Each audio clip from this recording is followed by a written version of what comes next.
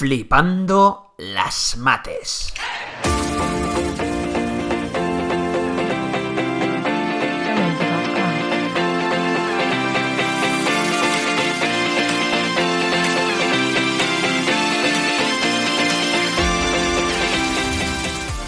Hola a todos, ¿qué tal? En este vídeo vamos a hablar sobre los elementos de la división. Y como podéis ver, en los elementos de la división son 4. Bueno, pues vamos a identificar cada uno de ellos con su significado. En primer lugar, tenemos que decir que tenemos el dividendo. ¿Cuál es el dividendo? La cantidad a repartir o separar en grupos. En este caso, tenemos aquí, como veis, el número 15 formado por una decena y 5 unidades. Aquí tenemos el divisor. El divisor puede significar dos cosas. Una, el número de grupos a hacer. Otra, la cantidad de cada grupo. Voy a poneros un ejemplo. Imaginaos que me dicen, tengo 15 niños y los quiero repartir en 3 grupos. Bueno, pues entonces ese será el divisor, el número de grupos a hacer.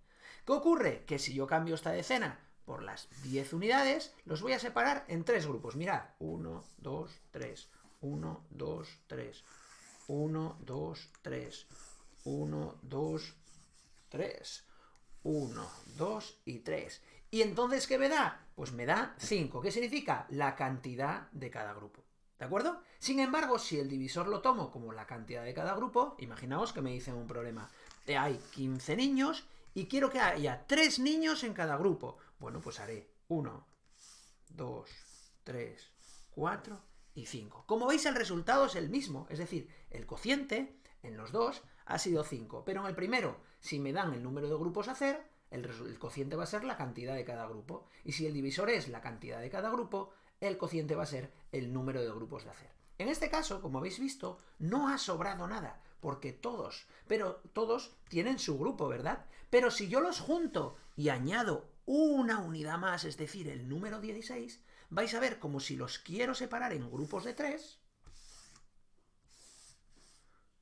obviamente, ¿qué va a pasar? Que me sobra una. Pues esa que sobra sería el resto.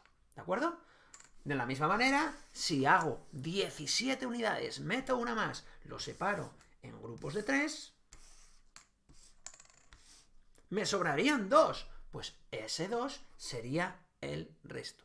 Por lo tanto, aquí podemos diferenciar ya dos tipos de divisiones. Unas van a ser las divisiones exactas, en las cuales siempre, si multiplicamos el divisor por el cociente, en este caso 5 por 3, lo que nos daba, va a ser siempre el dividendo, 15, la cantidad que repartíamos. Sin embargo, si cogíamos 16, veíamos como eran 5 por 3, porque hay 3 unidades en cada uno de los 5 grupos, y además le tenemos que sumar a 1. Esto es la prueba de la división. Siempre que multiplicamos divisor por cociente y le sumamos el resto, siempre me tendrá que dar el dividendo. Recordad, el dividendo es la cantidad inicial a repartir o separar en grupos. ¿De acuerdo?